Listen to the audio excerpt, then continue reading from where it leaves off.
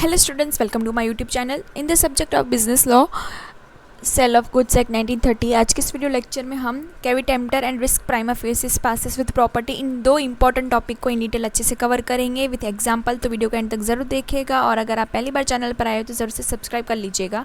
ये exam point of view से important है, शॉर्ट नोट में आपको पूछने के चांसेस ज़्यादा रहेंगे, ठीक है। तो और हाँ, प्लेलिस्ट ज़रूर चेक करिएगा, वहाँ पर NAP से रिलेटेड बहुत सारे न्यू सब्जेक्ट्स मैंने कवर करे हुए हैं, तो ज़रूर से आपको एग्जाम में हेल्प मिलेगी। तो आइए स्टार्ट करते हैं video.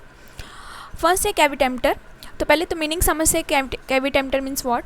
The Latin maxim the caveat emptor means the let the buyer be aware, ठीक है। तो यहाँ पे MCQ पूछने के भी चांसेस है कि caveat emptor means what. It is the fundamental principle of the sale of goods act 1930 and the common law, ठीक है। तो यही मेन है कि यहाँ पे बायर है जो चीज़ परचेस कर रहा है उसको अवेयर होने की ज़रूरत है, मतलब इन शॉर्ट यही चीज़ है, ठीक है। एक्सप्लेनेशन में हम समझते हैं ज़्यादा कि buyer is expected to be careful and check the good before the purchase, मतलब आप खरीदी करने से पहले जो भी चीज़ आप ले रहे हो तो पहले उसको केयरफुल आप चेक करके फिर लो, परचेस करो, ठीक है। The seller is not bond to point out every defect in the good, especially if the defect is obvious or could have been discovered by the buyer upon a reasonable inspection, ठीक है। अगर वो आंखों देखी आप फटी हुई चीज़ ले रहे हो, ठीक है, तो उसमें सेलर कुछ नहीं कर सकता। आपको ऐसा हो कि 100 रुपये में आपको चीज़ें मिल रही है, 100 रुपये में कोई टॉप मिल रहा है एकदम अच्छा वाला, और आपको दिख रहा है कि वहाँ पे थोड़े हॉल हुआ है, ठीक है, फिर भी आप 100 रुपये में लेके आ रहे हो। फिर दूसरे आपको घर जा रहे हो, मम्मी बोल रही है कि ये फटा हुआ तुम्हें दिखा नहीं है, आप बोले कि हाँ दिखा, लेकिन फिर 100 में मिल रहा था तो मैंने लेके आया। फिर मम्मी बोलती है आपको कि नहीं उसको रिटर्न करके आया, तो फिर वहाँ पे सेलर डिफेक्टिव वो टी-शर्ट है वो लेने के लिए लायबल नहीं होगा, क्योंकि उसको पता था, आपको पता था डिफेक्टिव है, फिर भी आपने लिया, तो वो आपकी गलती है। तो वहाँ पर बायर को बी अवेयर होने की ज़रूरत है। The law assume that the buyer is competent and no hits requirement, ठीक है। तो क्योंकि ये लॉ यही बताता है कि बायर को सभी चीज़ें मालूम है, वो रैशनली सोच सकता है, समझ सकता है, जो पैसे वो लगा रहा है और उसी वर्थ की वो चीज़ परचेस कर रहा है वो उसे पता है, ठीक है। इन शॉर्ट यही है कि let the buyer be aware, ठीक है। कोई भी चीज़ लेने से पहले आप भी कोई भी चीज़ लेते हो तो वो सोच समझ कर ध्यान से परचेस करनी चाहिए। इसके कुछ एक्सेप्शंस है जो एग्ज़ाम में बहुत इंपॉर्टेंट है, ठीक है। फर्स्ट है fitness for the purpose. Section 16 बोलता है कि if the buyer tell the seller that the purpose for which goods are required and rely on the seller skill और the judgement, there is an implied condition that the good must be fit for that purpose. यहाँ पे exceptions क्या हो जाते हैं? नहीं, ये law यही बोलता है कि बायर को हमेशा ही ध्यान रखना है, लेकिन एक्सेप्शंस क्या बोलते हैं जहाँ पे स्पेशली आप बोल दें सेलर की जजमेंट पे बेस्ड हो कि आप बताइए, जैसे कि है कि A buy the shoes from the shop, tell that the seller they are for the mountaineering, the shoes tear on the first claim, the seller is liable because the buy rely on the seller's skill, ठीक है। वो बोलेगा कि भाई मुझे मतलब मैं mounting के लिए मुझे जाना है, वहाँ के लिए मुझे शूज़ चाहिए, फिर भी वो नॉर्मल शूज़ आपको दे रहा है और उसकी वजह से आपका पूरा वो आपका जो टूर था वो अच्छा नहीं गया, ठीक है, क्योंकि वो शूज़ फट गई। तो वहाँ पे आप पूरा बोल सकते हो कि सेलर की गलती है, क्योंकि उसने आपने बोला हुआ था, आपने उसकी स्किल पे पूरा भरोसा करा था कि सेलर देगा वो सही देगा, फिर भी उसने गलत दिया। तो वहाँ पे ये एक्सेप्शन केस आ जाएगा जहाँ पे सेलर से आप या तो दूसरे शूज़ की डिमांड कर सकते हो या तो बोल सकते हो कि भाई अभी मुझे पैसे रिफ़ंड दो। फिर नेक्स्ट है इसमें एक्सेप्शन मर्चेंटेबल क्वालिटी, जो बोलता है section 16 subsection 2, good must be merchantable quality meaning that they should be saleable, usable and free from the hidden defect, मतलब कि आप जो गुड परचेस कर रहे हो वो गुड आप दोबारा से किसी को सेल कर सकते हो, दोबारा से यूज़ कर सकते हो, या तो उस पर कुछ हिडन डिफेक्ट ना हो। If the goods are bought by the description from the seller who deal in such a goods, the good must be merchantable. Means what?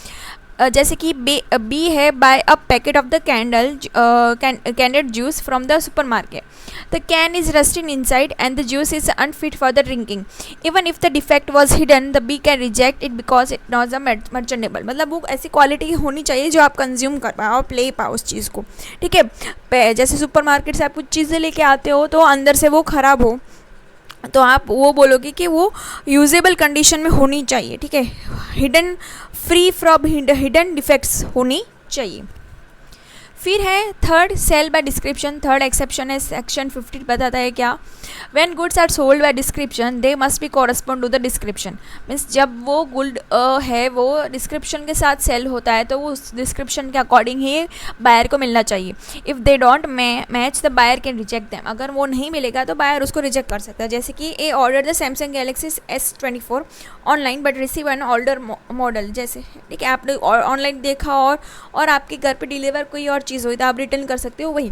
Even if the it works the buyer can reject it because it does not match the description. आपको वो top अच्छा लगा फिर भी आप उसको return कर सकते हो क्योंकि आपने जो देखा था उससे अलग ही चीज़ आई है। ठीक है, तो सेल बाय डिस्क्रिप्शन। फिर है sale by sample. When goods are sold by sample the bulk must correspond to the sample in quality.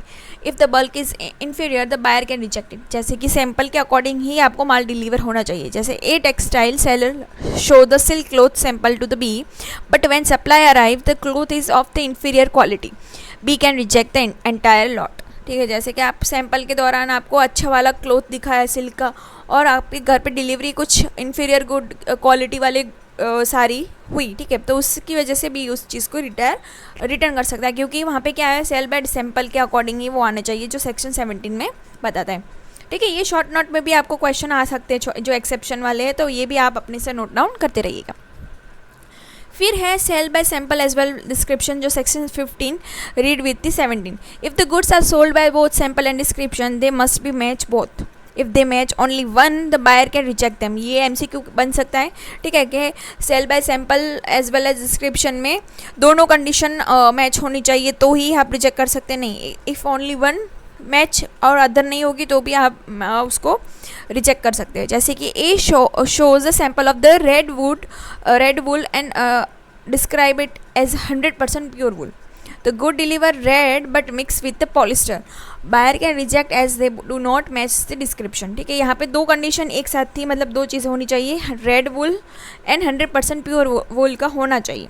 ठीक है, आपको डिलीवर हुआ रेड कलर का लेकिन वो पॉलिस्टर वाला मिक्स था, 100% प्योर नहीं था, तो दोनों में से एक कंडीशन सेटिस्फाई आपकी नहीं हुई। ठीक है, डिस्क्रिप्शन के अकॉर्डिंग नहीं आया तो आप उसको रिजेक्ट कर सकते हो एज अ बायर। फिर ए फ्रॉड और misrepresentation. If the seller make the false statement और the conceal a defect the caveat emptor doesn't apply. जैसे कि if the buyer is born to find hidden defect cause by the seller's fraud. जैसे कि A second hand car dealer tell B that a car has a new engine parts. Later it is found that the parts are old and defective. B can reject the car. ठीक है, जो ए है वो second hand car का dealer है, B को बोला नहीं भाई सही है, एकदम सही है, कार में अभी ही नया इंजन लगाया है, भले ही सेकंड हैंड कार है, और फिर बी ने उसको परचेस करा, फिर उसको पता चला कि ये तो ओल्ड ही पार्ट्स थे और डिफेक्टिव है, तो बी उस कार को रिजेक्ट कर सकता है। ठीक है, क्योंकि उसने क्या करा, जो सेलर है उसने मिस रिप्रेजेंट करा चीज़ों को। ठीक है, फॉल्स स्टेटमेंट एंड डिफेक्ट को छुपाने की कोशिश करी। फिर है usage of trade section 16 subsection 3। If the defect is something that the trade customs expect the seller to disclose, then the failure make the seller liable. Means what? In a particular market, if it is customized of the rice seller to disclose if rice is old stock. If the seller doesn't disclose this, the buyer can reject it. ठीक है, आप बोलते हो ना कभी कभी कि हमें सिर्फ ओल्ड राइस चाहिए या फिर ओल्ड पोटैटो चाहिए, क्योंकि उसकी वजह से आपका खाने का स्वाद बिगड़ सकता है, न्यू वाले होंगे तो। ठीक है, तो क्या होगा, ट्रेड कस्टम को आपको फॉलो करना होगा। तो यूसेज ऑफ ट्रेड, ठीक है, कि वो खाने लायक है या नहीं, या तो तुरंत ही इस्तेमाल करने लायक है या नहीं, तो सेलर को तुरंत ही वो चीज़ें सब डिस्क्लोज़ करनी होगी। अगर वो डिस्क्लोज़ नहीं करेगा तो भी सेलर है उसको रिटर्न कर सकता है। फिर है consent of the buyer obtained by fraud, ये एक्सेप्शन सी चालू है अपने। If the seller obtained buyer's consent through the fraud, coercion or the undue influence, the buyer is not bound. ठीक है, जैसे कि A sell the horse to the B, claiming it run the 20 km/h. Later B find that the horse is lame, and since consent was obtained by fraud, B can cancel the sale. ठीक है, अगर आप जो seller है वो तीनों चीज़ों से परे होना चाहिए। ठीक है, वो कोई फ्रॉड करके उसने गुड्स को नहीं सेल कराए, या तो दबाव में नहीं कराए, या तो किसी को फंसा के वो गुड्स सेल नहीं करे। ठीक है, जहाँ पे एग्जांपल में यही था कि ए ने अपने घोड़े को बेचा बोल के कि भाई ये तो रेस का घोड़ा है, बहुत अच्छा चलेगा। बी ने उसको ले लिया और वो बहुत ही ऐसा मरा हुआ घोड़ा निकला, मतलब लाइक कि बहुत ही धीरे चलता हो या तो कुछ काम ही ना करता हो। तो इस सिचुएशन में क्या करा, ए है जो सेलर, उसने फ्रॉड करा बी के साथ, तो बी कैंसिल कर सकता है डील को। ठीक है, तो ये अपने कैवी टेम्पटर के मीनिंग और इसके एक्सप्लेनेशन भी हमने समझी और एक्सेप्शंस भी हमने देख लिया। एग्जाम पॉइंट ऑफ व्यू से कैवी टेम्पटर बहुत इंपॉर्टेंट है, आपको ध्यान रखना है। फिर नेक्स्ट शॉर्ट नोट है risk prima faces passes with property. इसका पहले मीनिंग समझ लेते हैं। The rule is risk follow the ownership. इसका मीनिंग ही क्या होता है कि रिस्क फॉलो द ओनरशिप, मतलब प्रॉपर्टी है वो रिस्क किसके पास होगा, जिसके पास प्रॉपर्टी होगी, जिसके पास ओनरशिप होगी, रिस्क उसका। That means the person who own the goods will also bear the risk of loss, damage or destruction even if the goods are not physically delivered yet. This is called prima facie rule. ठीक है, इसको बोलेंगे prima facie rule. ठीक है, जहाँ पे क्या होगा कि जिसके पास प्रॉपर्टी अभी तक पड़ी हुई है उसके पास रिस्क रहेगा लॉस का, डैमेज का या डिस्ट्रक्शन, कुछ भी ख़राब हो रही है चीज़ तो जिसके पास अभी तक प्रॉपर्टी पड़ी हुई है उसके पास ओनरशिप होगी, हम ऐसा मानेंगे। जैसे कि सेक्शन 26 बोलता है इसके बारे में, unless and otherwise agreed that the goods remain at the seller's risk until the property therein is transferred to the buyer। ठीक है, जब तब तक गुड है वो सेलर के रिस्क में रहेगा। सेलर के रिस्क में कब तक रहेगा, जब तक ट्रांसफ़र नहीं हो जाता किसको, बायर को। ठीक है, transfer to the buyer. But when the property is transfer to the buyer the good are at the buyer risk whether delivery has been made और नॉट। ठीक है, अब अगर प्रॉपर्टी बी को जो बायर है उसको पास हो गई, ठीक है, तो बायर को पास हो जाएगा रिस्क, भले ही उसको अभी तक फिजिकली गुड्स नहीं मिले हैं। ठीक है, बस यही आपने समझना है, मतलब डिलीवरी अभी तक नहीं हुई है उसको। इसके एक्सप्लेनेशन अगर समझे कि बिफोर ट्रांसफर ऑनरशिप में क्या होगा, good are at the seller's risk. जब तक वो ऑनरशिप ट्रांसफ़र नहीं हो जाती तब तक सेलर के पास रहेगा। यहाँ पे से 3 MCQ बन जाएंगे, आपको ये याद रखना है। फिर after transfer of ownership transfer हो जाएगी तो किसको हो जाएगा, risk shift to the buyer even if good are still with the seller. Seller के पास भले ही गुड्स पड़े हुए, मतलब अभी तक डिलीवरी नहीं हुई है, लेकिन ऑनरशिप बायर को पास हो गई।